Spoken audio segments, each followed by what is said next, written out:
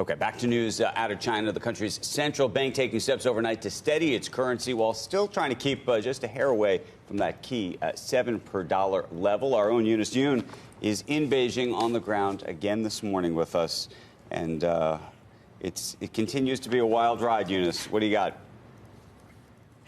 Absolutely, Andrew. Well, Beijing is sending the signal that if there is a currency war, that it's not going to be because of China. Today, the authorities were intervening and guiding the markets in order to hold the value of the currency up. So first thing this morning in the mainland Chinese markets, the central bank set what it calls the midpoint at 6.9996 to the U.S. dollar. So that's just stronger than 7. And the way the system works here is that the central bank every day sets the value at which traders can buy and sell the currency. And this is a way in which the authorities here can continue to influence the trading. So separate from that, a lot of currency traders were talking about reports that Chinese state banks have been intervening in the markets, not only onshore here in China, but also offshore in order to support the yuan. And this is a very typical way in which the government is able to try to manage the value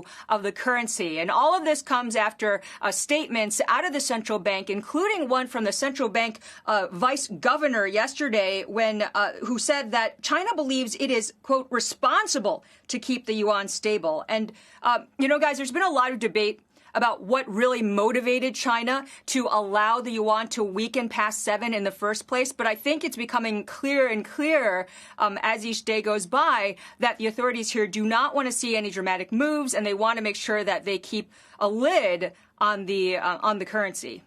Eunice, what is just the sense of President Xi right now? When you read the local papers, when you talk to people on the ground, do they think strong man? This is, he's doing very well with this. This is a huge problem. I mean, sort of politically, where does he stand right this moment, especially with the protests that continue to be ongoing in Hong Kong? Yeah, well, when you look at the state papers, the line is always the same, which is that President Xi is the strong man. He's got everything under control. That China is the leader. That he's one of the leaders in the global economy. But when you talk to people more privately, just talking privately to people on the street, there is a mixed bag of opinions. Some people are wondering whether or not he's doing the right thing when it comes to the trade war. They are worried about what they're seeing in the relationship between the U.S. and China, even though there also is this strain of nationalism that has been growing. But what I think is interesting, too, is some of the conversations I have privately with some of the academics, a lot of them who end up advising policymakers, including some of the people on the negotiating team for the Chinese. And they're much more doubtful about what he is doing. And they are aware, a lot of them are aware about what's happening in Hong Kong, despite all of the censorship that goes on here. So they're not so convinced that his policies are actually the best, or that it's good to have all the power concentrated in one place. But in terms of what they're going to do about it, pretty much no one is going to do anything, because they also understand that he has a lot of control.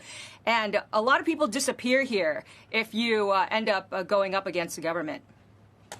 Okay. Oh, and I just got blacked out when I said that. We were just censored just now. Are you back? So. Are you back now? No. Are you just looking at a monitor off to the left there? It's black. There's a monitor over here, which I could watch so that I could see kind of what's going on.